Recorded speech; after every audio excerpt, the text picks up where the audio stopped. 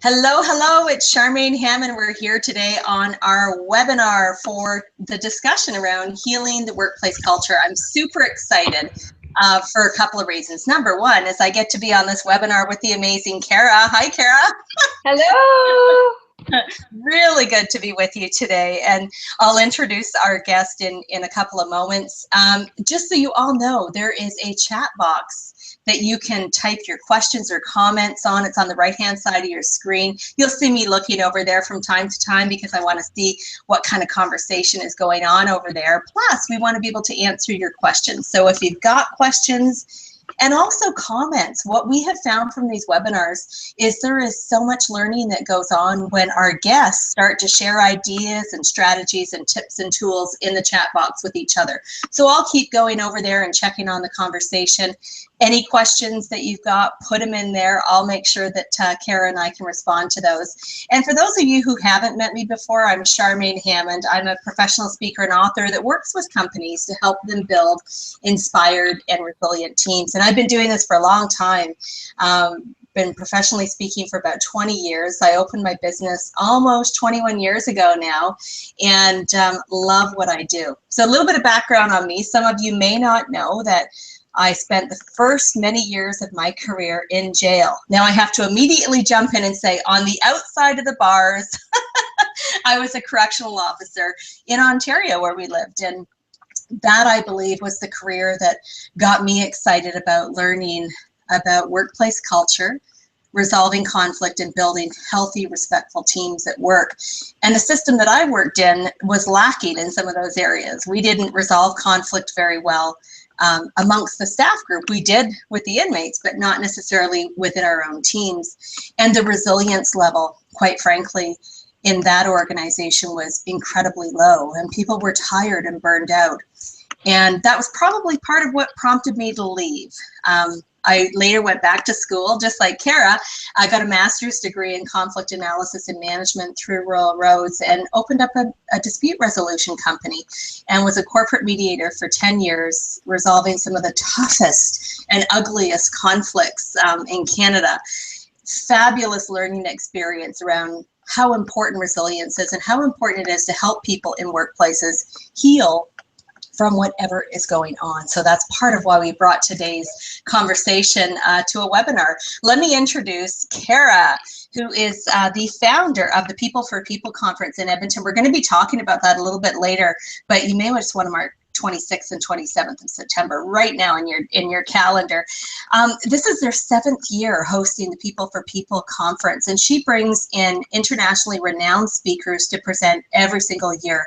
And the attendees are blown away by the quality of the speakers, the rich content that happens, and of course the skills development that they take away. Kara is also the author of an international #1 best-selling book called Chill, Creating Happiness in Life and Love. And as an author and a coach and a trainer, she empowers people to find their passion and work smarter, not harder. I love that, by the way, working smarter and not harder in all areas of their life, not just in work. She's got a master's degree in conflict management. She has served as a mediator, as a facilitator for over a decade. She's assisted many people navigate through conflict that happens in their community, in court, and in family situations. And her work in the federal government has really focused on workplace conflict and workplace disputes. Over time, she started to see that at the root of most conflicts is an internal struggle. That's so true. At the root of most conflicts is some kind of internal struggle.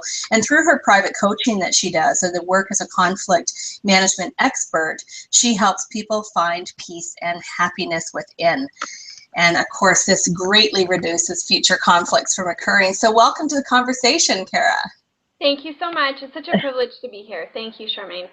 I love what you said in your bio about at the root of every conflict, there's some kind of internal struggle going on. And it's so interesting you raised that, because I was just talking to a corporate client a couple of weeks ago, and this particular individual is in HR and is dealing with a ton of value-based conflicts right now. There's a lot of different I guess you could say opinions or perspectives that she's dealing with in the workplace, and they seem to be coming down from values, and at the root of those value conflicts are many internal struggles. Right. Absolutely. Yeah, the value conflicts really hit home for everybody involved, and they can be really tough to manage. So absolutely. Yeah. So I'm excited to delve into our content today. Me too. Me too. I'm just looking on the chat box. Welcome, welcome. Linda was saying that you're having a continual echo in the webinar. Tried reconnecting. So it may be, I know sometimes if people are listening through their laptop and not through a headset, sometimes that creates an echo. So I'm hoping when you come back in, Linda, that fixes itself for you.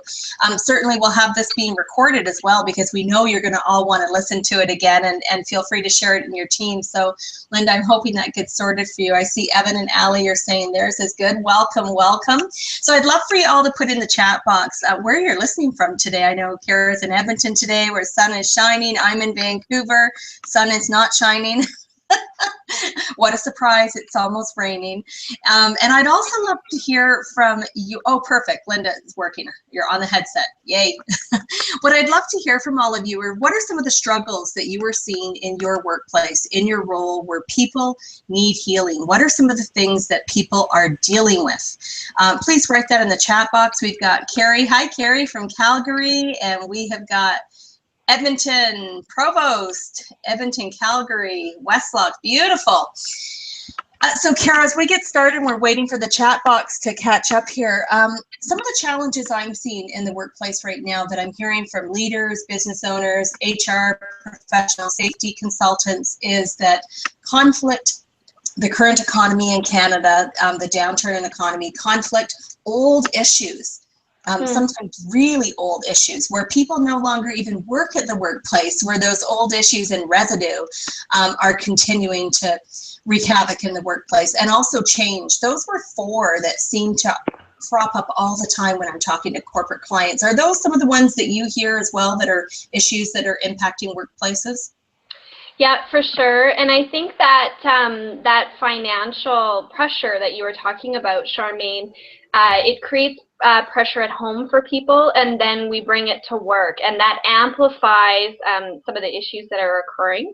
And one other piece I think that's occurring, especially in the workplaces these days, is a mix of generations and cultures. So we're really experiencing melting pots of cultures, of ages, of generations, and that just creates value differences, like what you were talking about, and different perspectives.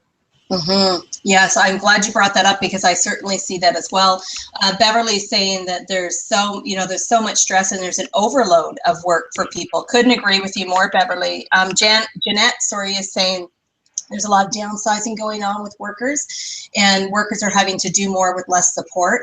I hear you on that, Jeanette. In fact, I had a couple of conversations with government clients of mine in the last couple of weeks, and they're struggling with that in their particular area, that there are positions that haven't been refilled when people have left, and so the workload is being dispersed across the team, and there's sort of no more time to fit it all in. And what they're seeing now with this particular group is mistakes that never used to happen, because people are just being stretched so far. We've got Carrie who's saying protecting roles at all costs. Yes. Unprofessionalism. Thanks, Christine.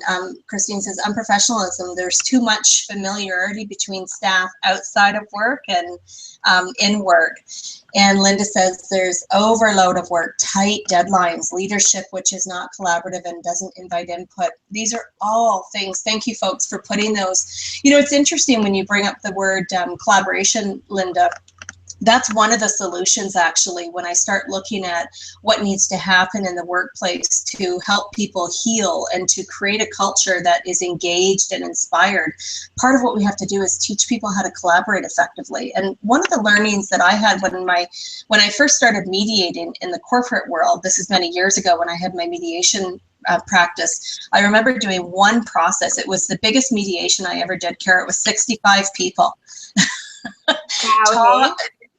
65 agendas, 65 internal struggles. I had a couple of co-facilitators with me, but one of the biggest learnings for that particular department, they had such positive outcomes, but the big learning was that while they worked so closely together on projects and within the team, they actually didn't really know how to collaborate well together. And so every time they kept bumping up against a challenge, it came to not knowing how to share roles and how to collaborate effectively. Mm-hmm. Yeah, absolutely. Well, I mean, those are skills that we don't learn. We learn math and we learn how to read in school, and it's expected that we just learn naturally how to negotiate and collaborate. Yeah. I think it's the same thing with conflict. I know you've seen this in your career, and I have, is that, you know, when we hire people for jobs, we hire them because of the richness of skill sets they bring. Often we're hiring them because they have the right credentials, they have the right skill sets, the technical skills. And that doesn't necessarily mean that everyone comes as this wonderful package of great communication skills, great coping skills, great conflict resolution skills. And one of the things I hear all the time from human resource professionals and leaders is that so much of their time is going into conflict, and not even conflict, miscommunications, clarifying rumors, clarifying assumptions that have been made. And there's so many reports that show how much of our given day is spent in communication, and then of course how much of our given day is spent in conflict. And you actually have a great report, Kara, on the peopleforpeople.ca. There is a great resource up on your website about the amount of time people spend in conflict, and it's broken down actually into the cost of conflict in the workplace. I thought that was a fabulous report. If you haven't read that, folks, it's on peopleforpeople.ca. Really, really good insight. Did you want to comment on that, Kara? Yeah, well, just to give credit to Claire Denman, who helped to write that article, who took the lead on that. And absolutely, I mean, I deal with it all the time in the workplace, where managers are, as you said, Charmaine, they're hired for their skill set, so they have their own workload, plus dealing with, you know, some HR people issues, and then there's the conflict on top of that that takes an extraordinary amount of time. So it's a lot. It can be really, really overwhelming. Yeah, absolutely. So as we start to dive in today, we're going to talk a little bit about how can we help our organizations heal from change, from the morale. For many organizations, the morale has been dented with the current economy. We're going to talk a little bit about the old issues that keep surfacing, and we'll talk a little bit about the conflict piece as well. Alan raises a great point here in the chat room. He says diversity can drive conflict, and I completely agree with you on that. Not everyone has a strong skill set on how to embrace diversity and how to actually work with it and see that as a strength. I personally see diversity as one of the richest attributes in a team, and a team can achieve so much more when they learn how to work with a diversity. And Alan makes a great point. He says conflict can be positive. Couldn't agree with you more. I have seen some of the most amazing solutions and changes happen in organizations that were conflict that was ugly and messy and clunky, but the team got through it. And by going through that process together, they were able to resolve the issue, get closer or more connected as a team, and have a sort of a spiral of positive effects. And I think that's part of the challenge that we deal with in workplaces, that typically the assumption that people have is that conflict is negative and it should be avoided at all costs. Is that what you see, Kara, in the work you do? Yeah, absolutely. And definitely with the idea of mediation and getting support in conflict management, people feel like it has to get really bad and really nasty before they reach out. And that's the toughest time to get support, and when it's in, I call it the red zone. When it's in the red zone, it's really tough to go back. So I think more and more, even just the awareness and ability to recognize when conflict is escalating, and to catch it early and reach out for support, or take a step back, for sure. It's an important piece. It absolutely is. There's a great quote that I love, and the quote is by Judge Esty. It was one of the first conflict quotes I learned when I was being trained as a mediator. And the quote is, conflict is not like wine. It does not get better with age. and and that's so true. Often we see in organizations that we make excuses for people, or we hope that tomorrow will be a better day and the conflict will just miraculously get solved or disappear. And what I saw, and I know you see this too, the longer the time goes on before the conflict is acknowledged and, better yet, addressed, what happens is that the silos begin to form. People start to pick their side of the fence or the camp that they want to be in. I can remember probably where this stood out for me the most was the first year that I was mediating. I got a call from a human resource professional on a Friday afternoon at 3. So what happened is they wanted to book an appointment for Monday at 9, and just so happened I could actually get people in for some pre-mediation meetings that following Monday. But what happened is the way that the organization, they had already gone ahead and told people that you are going to be doing this and there is no choice. So they were, the situation was not coming across as supportive. And we certainly see that a lot in organizations. But what the struggle was, and that I tried to coach the leader around, the HR folks around, was that because they framed this on Friday at 2 o'clock with the groups and phoned me after that, the people spent the whole weekend worrying about what this meeting was going to be like, building their camps, building their army to support them. And by Monday, these people were incredibly stressed out. And there were issues that weren't even related to the topic that they really need to sort out that got blended in. And so what the big learning is, how as organizations we bring different conflict resolution processes in to support employees is really important when we consider messaging. What's your thoughts on that, Kara?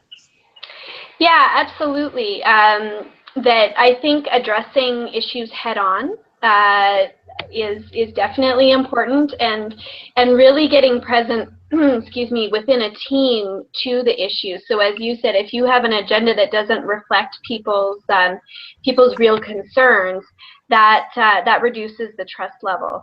And just stepping back to what you just said as well, Charmaine, around camps, I think I've seen that gossip is so toxic in the workplace. So when employees feel like their concerns aren't being addressed, then it creates that group conflict where people are gossiping. And I just recently worked with a team where gossip was really prevalent. And basically we just had to re-presence each and every person to the team that, it's so important to say positive things in the workplace, that anything that's on the fence or negative is gossip, and it's so toxic. One of our mutual friends, Dr. Shawn Duperrin, who is a gossip expert, she is just exquisite in this area. There is a quote that Dr. Shawn says that I absolutely love, and I think it's so important in helping us understand how to heal the workplace culture. And Dr. Shawn says, when knowledge goes up, fear goes down. And we know firsthand that fear and conflict, fear and change are so closely intertwined. And part of what happens in conflict, and even in change management processes, is that people sort of step in to deal with it without necessarily doing all the necessary preparation and the necessary self-work that we have to do, and they don't prepare. And so, as Dr. Shawn says, when your knowledge goes up, your fear goes down. So if we can help people be prepared for these conversations, help them build their confidence, help them build their skill set so that they can have the conversations that matter most and are mostly avoided, this will help their fear go down. And I've seen conflicts that have been well on their path to a healthy, effective resolution, and then fear gets in the way, and the conflict or the conversation gets messy again. It goes off the tracks. So knowledge goes up, fear goes down. Now, let's talk a little bit more about conflict. One of the processes I use when I'm doing training and facilitation with organizations, I don't do mediation anymore. I do a lot of training and speaking with organizations around how to set up conflict resolution processes in their organization. And one of the most effective processes that I've ever found that works post-conflict, this is one way that you can really help your employees heal beyond conflict. Once there is a resolution, certainly make sure that we follow it up. That's where things, I think, go clunky again, is that people come to a conclusion, an agreement, an outcome that they can live with, and then there isn't necessarily the support in the workplace to help the change take place. This is where I got really passionate, Kara, actually, about building resilience into the work that I do, because I would see people work so hard in their teams to address the issues that are causing stress, and they would get to a solution that everyone can live with, you know, the mostly okay agreement. And then to implement that agreement, there needs to be change on people's behavior and attitudes. And if there's not support to do that, things go south often. Has that been your experience, Kara? Yeah, I was actually just dealing with that in the last couple of weeks with a group where they, exactly what you're saying, they came up with some agreements around how they were going to communicate and work together. And then when we went away, even just to summarize what they had talked about, there was some apprehension and question around the wording. And what that showed me is that there can, like anything, there can be a bit of a honeymoon period. And so it was only about a week later that there was a bit of pushback and resistance. And so for sure, I think it does take ongoing commitment and ongoing work. It's like our relationships at home with our family and our friends, that it does it, and it takes that forgiveness of the other people, change on our part, ongoing communication. It's really important. Yes, yes. There's a process I use, and I'm going to get to Braden's question here. There's a process that I have found very helpful, and I use this not only for conflict. I actually use a review and learn process for pretty much everything I do now with teams. So if I'm working with them around change management, if I'm working with them around pulling the team together, I do a process called team charters, where the team essentially creates their own agreements and understandings together around how they're going to work together better. And that's an extremely powerful process. I'm actually going to talk about that, Kara, when I'm presenting at your People for People conference on September 26th and 27th in Edmonton, and actually take people right through a case study of a real team charter process that I did in past, and how it worked, and how organizations can actually do that process themselves. What I do later is called a review and learn process. And folks, this is something you can really use in your workplace to help identify where there might need to be some healing in the corporate culture, and how to make sure that we don't make the same mistakes. Organizations tell me all the time, Charmaine, we've been through this 100 times and we're still making the same mistakes. And so one way to avoid that, because that gets draining on the employee's psyche, it gets absolutely draining on the morale, and you start to hear things like, oh, this is the flavor of the month. How many of you have heard that in the workplace? This is the flavor of the month. So a review and learn is really simple. It's 4 questions. And the first question is, what worked well? So after you do a change process, maybe a team facilitation, a training program, you've implemented a new policy, you've hired a new bunch of people for your team, you've reorganized, any kind of change or project, I guess you could say, in the workplace, you can use this process for. So question number 1 is, what worked well?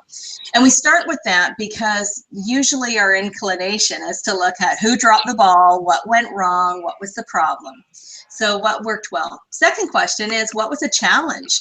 It's not about blame. It's not about finger pointing. It's simply, what were the challenges that popped up that we didn't anticipate? And that's a really healthy conversation, because when people can identify what the challenges were and then later some potential solutions, they don't make the same mistakes again. Or they're at least going to use that information as they pursue other projects or change processes at work. After the what was the challenge question, the third one we look at is what did we learn, really? What did we learn? And it could be, what did we learn about ourselves as individuals? What did we learn about our processes and systems in the workplace? What did we learn about our team? What did we learn about each other? Really powerful question. And then the fourth question is, what will we do differently next time? So what worked well? What was the challenge?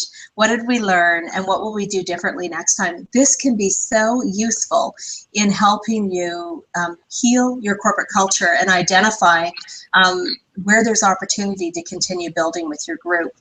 What's your take on that, Kara? Well, I love what you said, Charmaine, about not pointing the finger. It's so easy to do that, and when we look at it from, especially like you're saying, from a systems point of view, what can we change so that we create systems and processes that work? It depersonalizes it, and it really creates a team atmosphere where everyone can throw in ideas, collaborate, and create something as a team that's going to work better in the future. Because there's no point in the only benefit and value of looking back is so that we enhance what we do going forward. Absolutely. There's a fantastic question here from Braden that I wanted to share with you, Kara, so we can talk about this. The question is, when you have supervisors not knowing how to be collaborative, how do you then bring awareness for supervisors to be part of the solution to the conflict? So what's your thoughts on that one? Well, definitely, I think it's about getting into other people's worlds. So some conversations and coaching, and not to say that you need to be a professional coach, but really just a conversation with the manager around, what are they finding challenging in dealing with this situation and addressing it, and just so that you have a basis for what they may need some support and coaching in. And also that to encourage managers to really, I say, get in other people's worlds, because so often we all have our own ideas of how to address a situation, or what's right, what's wrong, what works, what doesn't work. And I think we all need to be reminded constantly of really looking outside of ourselves and looking at the bigger picture, different perspectives on situations and what our team members are dealing with. Yes. I'm going to share a case study from a government department that I worked with many years ago. And this particular leader shines for me as a hero. I had the pleasure of working with this team on several occasions. And the first time I worked with this team, which was about 15 people, the leader was new to leadership, not new to the team, but new to the leadership role. And his I guess, belief around the role of a supervisor was he really believed that he had to have the answers. He had to have the solutions. He had to figure out the solutions if it wasn't in mind. And he basically had to fix things, that it was his job to know all, do all, and be all. That was his words. And I could see the incredible stress that belief was having on this supervisor. And we got together and we were doing a team charter. We did the morning, it was some training around communication and conflict resolution. And then the afternoon, we changed gears and we started to work on a team charter. And there was an issue that they kept bumping up with. And basically the issue was around feedback. This was a group that was very conflict averse. They didn't want to address conflict. They just wanted to really play nice together in the sandbox. And when they started to see that conflict, as the comment earlier, I think it was Alan who said that conflict can actually have some positive outcomes. When they started to view conflict differently, it made it a little safer for them to talk about that issue of feedback and how they gave and received feedback from one another. And there was a question that came up. I don't even remember what the question was, but the supervisor just sort of got quiet and he wasn't sure how to respond. And he started struggling to kind of think of answers and solutions. And I just sort of gave it a few moments. And then he said to the group, I don't think I have an answer. And you could just see the anguish on his face. And one of the people that he supervised, who they had been bumping into each other a lot, there was a real relationship strain. She came, the strain was pretty intense between them. She got out of her seat and came up to him and she said, "I trust you more now than I ever have." And he kind of looked at her and he said, "What do you mean?" And she said, "Because your belief is that you have to do it all, be it all, fix it all, know every answer. And for you to say, I don't know, that feels to me like I can step in and be a help. I can be part of the solution." And the team went on a completely different path, as you can imagine, after that. And for me, it was a really powerful situation to watch. Just sometimes not having all the answers is part of how we can bring people into a solution. So Braden, part of what we can do as well is teach our supervisors how to ask really good questions. Mediators are great askers of questions, aren't they, Kara? Yeah, absolutely. That's what we get trained to do. And so teaching leaders how to ask open-ended questions that have no judgment, that have no pre-designed solution embedded in the question, simply a question out of curiosity, to really invite the conversation. And that sometimes will help supervisors see that if they ask a lot of questions and be there as a support, they can feel to be part of that solution. They don't necessarily have to have the answer. And I think that's part of what supervisors struggle with, is that they might think that by engaging in the solution, they have to figure out the solution and they have to have the answer. And my experience is generally the best solution comes from the people that are having the problem figuring it out together. Yeah. Any comments on that one, Kara, before we move on? Absolutely, I agree. Absolutely. And I think there's a lot of power in that vulnerability and authenticity. And I've worked with a lot of managers one-on-one. I love working with managers one-on-one because we talk about that it, you know, at the end of the day, managers are human beings, and it can be, I've seen a lot of managers put on the manager hat, and it creates distance and almost like a wall but within the team. And so it's important. It's definitely important to maintain professionalism, and and there's places where authority are absolutely needed. And you're right. There's times and places for that vulnerability and authenticity. Yes. One of the speakers I love to listen to on vulnerability is Brene Brown. And I know some of the names that are on the webinar listening today, and I know that you love Brene Brown's work too. She talks about vulnerability, and there is a misconception that vulnerability, people often think that being vulnerable is a skill deficit, that it's a negative thing. And really, when supervisors can, as you say, show that vulnerability, I believe that it sort of lights a path for other people to be the same way. So that modeling that can happen on a supervisory level is really powerful. And for anyone who hasn't seen, Brene Brown has a great video. It's a cartoon. If you've been in a workshop recently with me, you probably had watched me show this. It's Brene Brown on blame. And it's about a 3-minute video. And Brene Brown is talking about how quickly we move to blame in a situation. And I see it all the time in workplaces.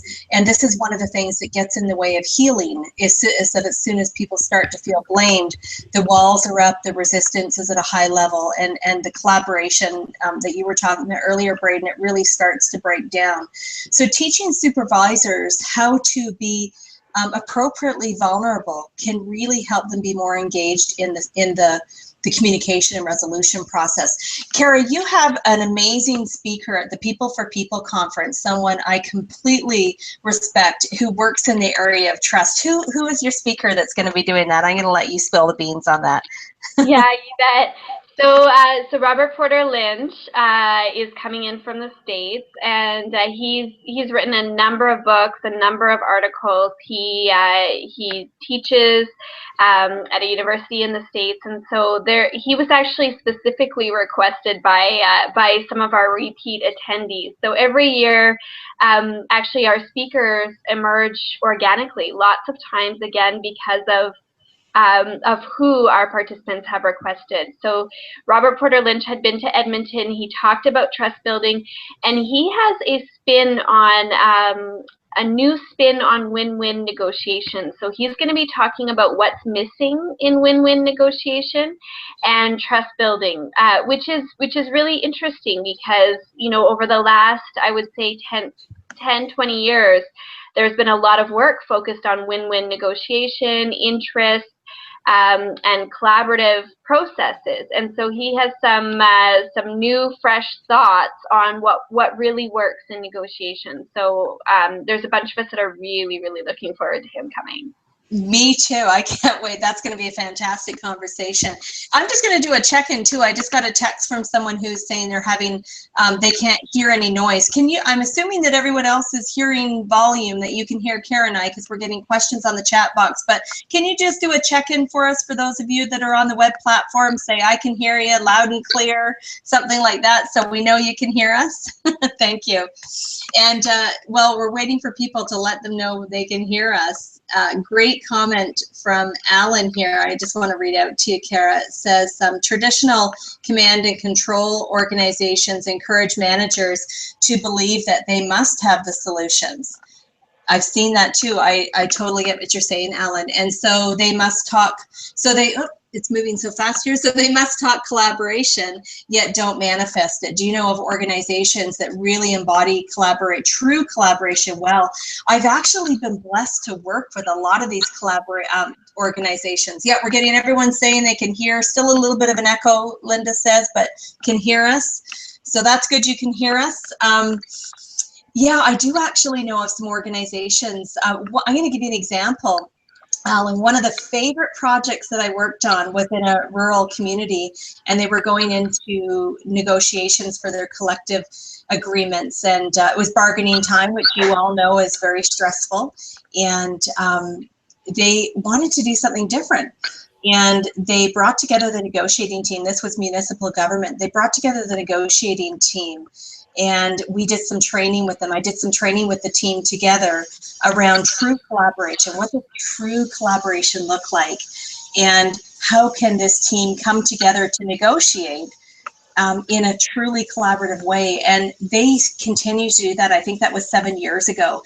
And so that was a real win for me in terms of learning that many organizations, even though it might take them time to really embrace true collaboration that you're talking about, Alan, it's all a bunch of series of steps. And I also learned from that while there was one group of basically 10 people out of a very big organization really embraced and engaged with collaboration, what needed to happen next was it needed to be fanned out to the rest of the organization. And I think that's sometimes where we miss the opportunity to heal the workplace culture, is that we do projects within a team or a department, and the rest of the organization does not benefit from that same learning or skill development. One of my corporate clients was having that repeatedly. They had all these sort of pockets of training going on in different projects in the organization. And I thought their solution was fantastic. What they did is they started having their different staff from different departments pop into one another's staff meetings for 10 to 15 minutes to just share what their department was doing. This broke down a lot of walls between departments. It also started to bridge relationships and trust that you were talking earlier about, Kara, and it started to make people feel that they had a really good handle on what was going on within the organization. They also started to see opportunities to collaborate with one another, teams collaborating with each other. So if we can look for those opportunities, really, really powerful. They also did something interesting following the success of their visiting each other's staff meetings. They also started an internal newsletter. They did have one that was sort of focusing on training and events, but they started to actually ask for each department to provide a couple of paragraphs. And when people went to training, offsite training, they actually asked the employees to share half a page or a couple of paragraphs around the key learnings that they walked away with, so that people could then go to that employee in a different department to say, hey, share more about your training. I want to know more about that. And I thought that was a great way to actually start modeling collaboration and setting the stage for collaboration across the board. Have you seen some examples of where organizations have truly, truly harnessed collaboration as a way of healing their culture?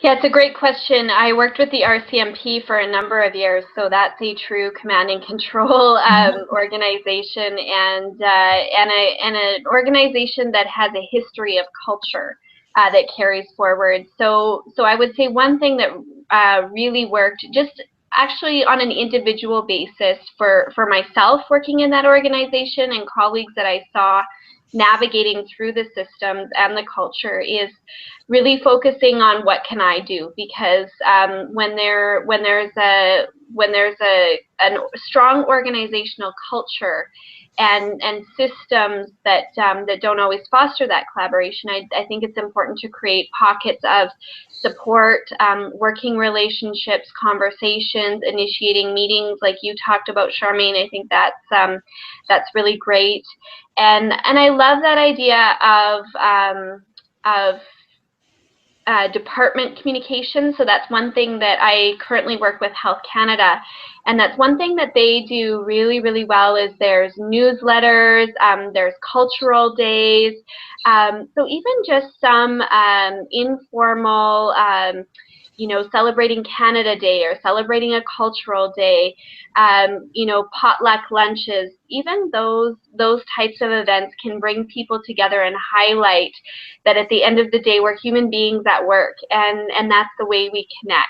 So, so I think that's really positive as well. Absolutely. And also, yes, we will email the link out, Eleanor, as well, for that article that we mentioned. And Carrie, thank you for commenting here that leaders set the tone.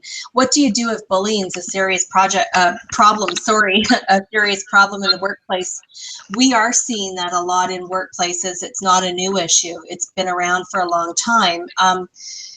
You know, I've certainly got some perspectives on this and want to hear yours too, Kara. I think a lot of organizations are starting to build stronger policies. One of the things that I see a lot when I go into organizations and do training or team building or team charter processes, I'll look at their policies, and there seems to be a very generic policy that a lot of organizations create, which is basically a process. If you have a problem with person A, you go to person B to report it. If it's something that's of a bullying nature or harassment nature, there's a whole other process for that. One of the challenges with having great policies is that if people don't have the training to implement the policy, they don't. And we see it all the time. I go into workplaces every week where people will say things like, well, you know, I don't want to bring it up because I don't want to hurt their feelings. I don't want to bring it up because people will think I'm a rat. You know, I don't want to bring it up because what if the situation gets worse? And when I start having a conversation around those fears and what's preventing people from having the conversation, often it comes down to confidence and skill. And they don't know, or they don't feel maybe that the organization will support them.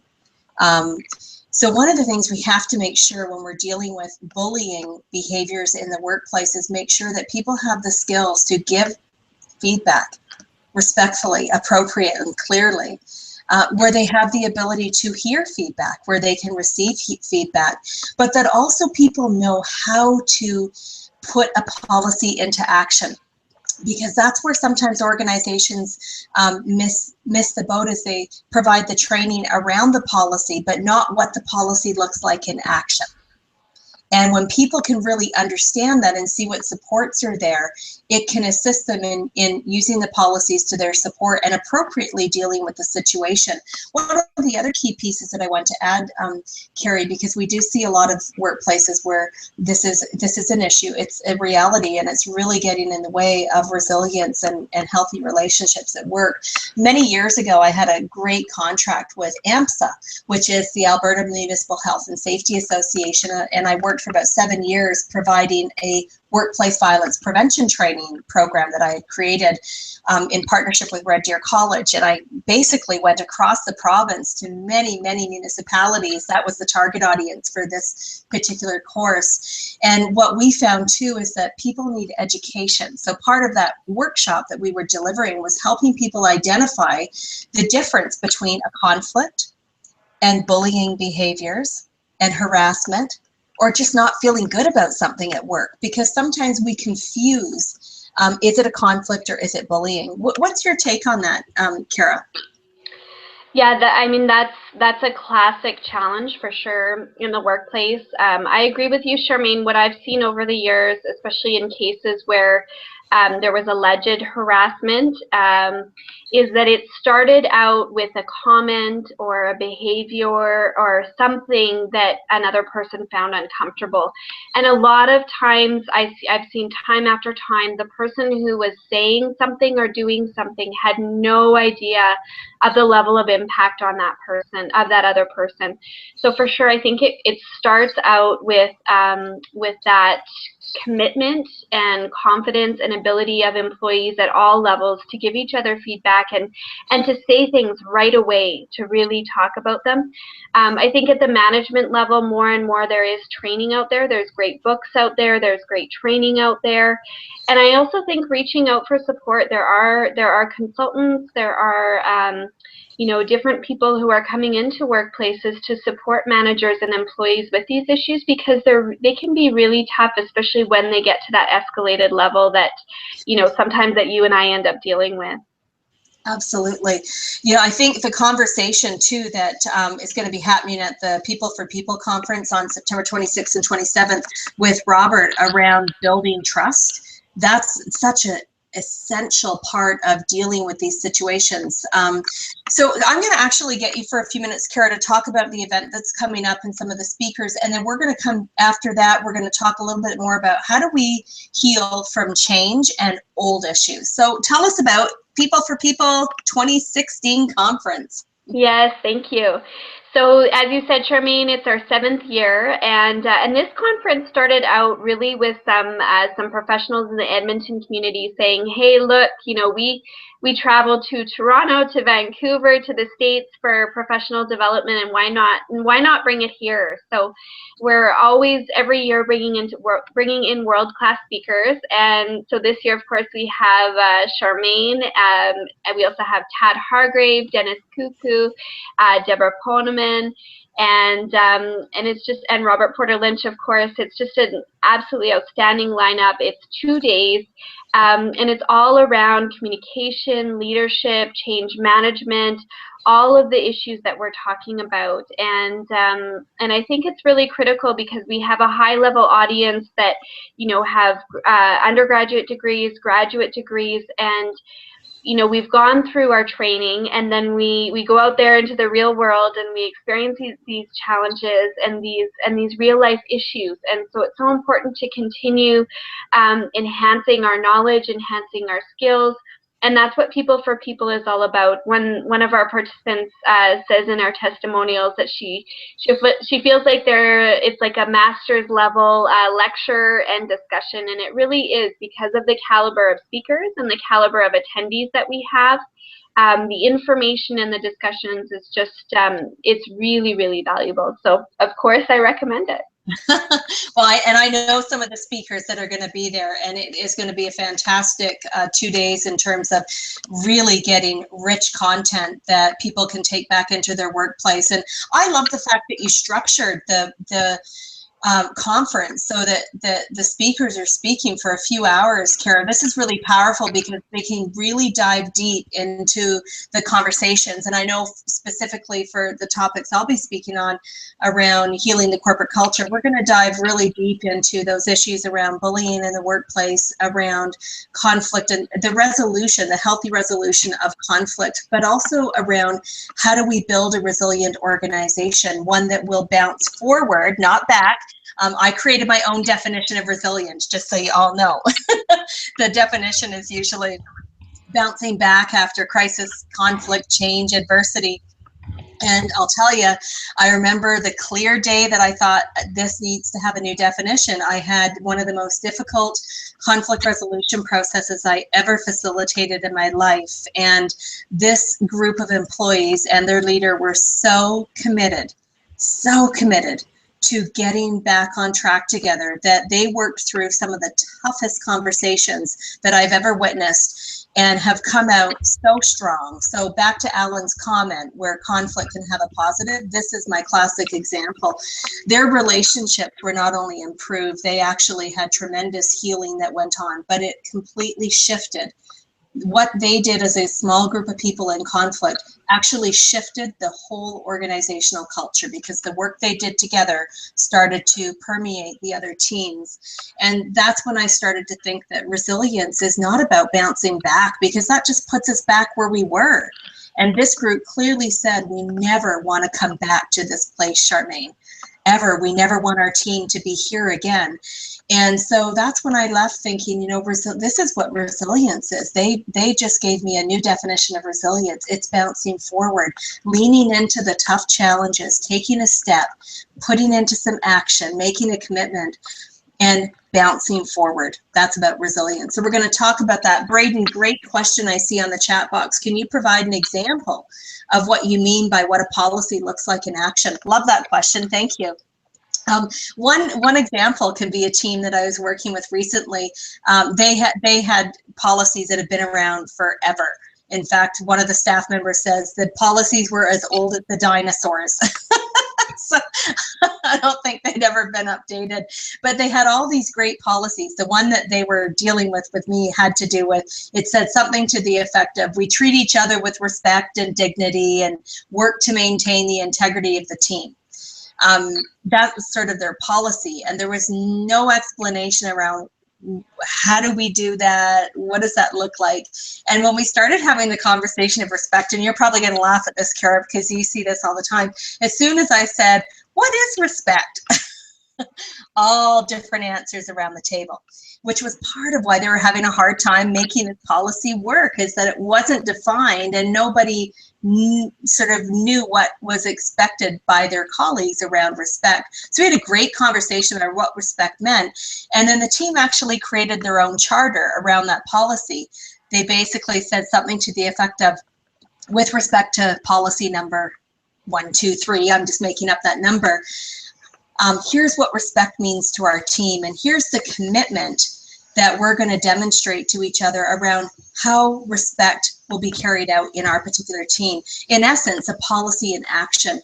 And so that's what I mean, Braden, where we can provide people with enough information so that they know how to actually live out the policy, how to interpret the policy and make it work for them. Same thing where we see policies around conflict. You know, you're going to go to this person and resolve it. If it doesn't get managed at this level, you're going to take it to this level. People really need to understand what information should I be providing at each level in the process. What do I say? What are the expectations on me? If I bring an issue forward, does it mean I'm kind of dumping on someone and expecting them to fix it? Or do I need to have a commitment to working through the solution? So I love that you raised that question, Braden. It's an important one. So it's really around, are we providing people with the training and steps and processes to be able to live out the policies? Any thoughts on that, Kara? Yeah, I think it's a great idea to have those team conversations, whether it's a policy about respect, harassment in the workplace, or even one of the things we've been doing as a team in one of my current work teams is talking through our procedures for a certain service that we offer. And basically what we're looking at in any of those is, what does the policy say? What's our interpretation of it? Where are the gray areas? Are there any gaps? Where do we have different perspectives on it? And also identifying, okay, so there may be places where we honor different perspectives and ways we live out the policy, and there may be places where we can't do that. So identifying the negotiables and the non-negotiables, because in policies, we really need to be clear about which parts of the policies and procedures are non-negotiable. That's hugely important. I'm really glad you brought that up, because boy, oh boy, if we weren't clear on that, that could create a whole bunch of other issues. And that's what we really want to try and avoid in the workplace, is setting up a motion of unnecessary issues. And so communication helps with that, training helps with that, resolving what I call the residue. So often a team will work through a challenge or a change or a crisis or even a conflict, and they come to a solution or an understanding or an agreement, and then it's sort of left. And even though the situation's resolved, doesn't mean the feelings or the impacts are resolved. So it's really important to find ways to continue that communication and those check-ins, you know, I call them check-ins or follow-ups, to make sure that there isn't residue or problem. And whatever is sort of written in stone, as you call them, the non-negotiables have to be really clearly understood. Carrie, great comment. Carrie says here, creating a safe environment is crucial, and that's in capital letters, crucial to having these conversations. Couldn't agree with you more. If people do not feel safe, if there have been situations that people's personal safety was compromised in these conversations, they're really not going to be as willing to bring them up in future. So I really think that is an important piece, Carrie, around making sure that we do what we can to really foster trust, respect, and safety in the workplace. Absolutely.